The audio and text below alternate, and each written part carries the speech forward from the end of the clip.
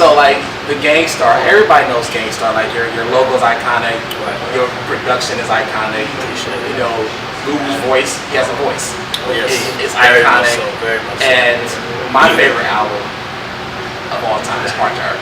That's actually my favorite too. I was actually too. Yeah. But it seems like at the very beginning you guys were trying to find your sound. The very first album, you had a sound, but then after the second album, you found it, and then after the third album, it seemed like it all kind of came together and became what it is today. Well, what happened with me is I always think DJ whenever I make a record.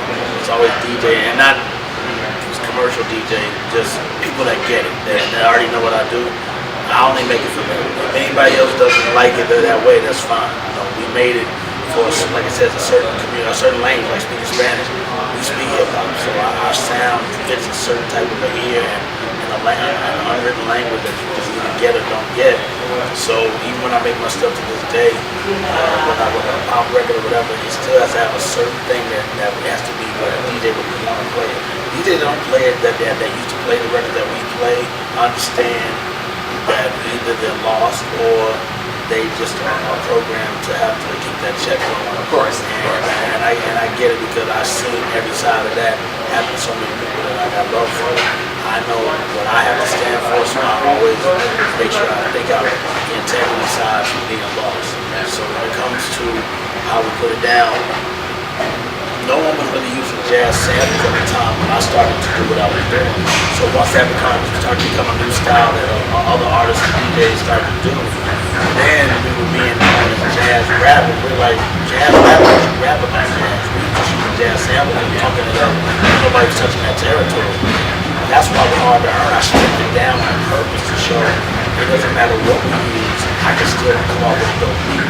So I stripped it, and it's a lot more stripped down, less musical, like Brainstorm or Tons of Gun. Yeah. You know, it's got musical tones, but not a lot. It's more simplistic. Yeah, and that's really what I like anyway, because the early 80s hip hop was just drums. But it sounded like with that production, you opened it up for Guru to kind of do his thing, and you kind of you heard more of what he was, and it was more gritty, more grimy from what he was talking about, as opposed to other on the jazz stuff. He had to be a little more mellow, a little more smooth with it. This was like it was just like we always give me the title of what he wants to rhyme about.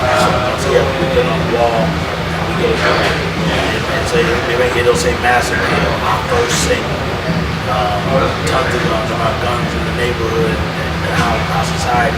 So when you started the first session for Heart to Earn, it had a list of all the titles, and it had Massive Appeal, our first single. So you guys already knew. It was a little description.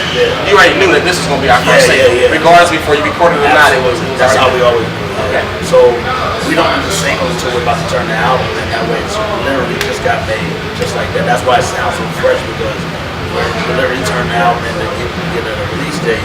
The single ain't been something we've been sitting on for a while.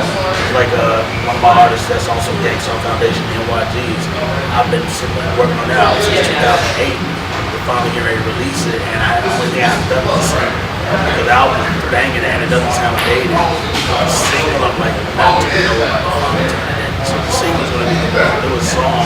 And you hear the other stuff, you go, damn, it sounds like they just did this. It all really left field different from my usual stuff. And like I know what artists need in order to make it pop, just because I'm a DJ ear and a DJ mentality. Yeah. Not artists at all. I mean, it's artists here on another level, but for the most part, it's really the DJ aspect of how I think.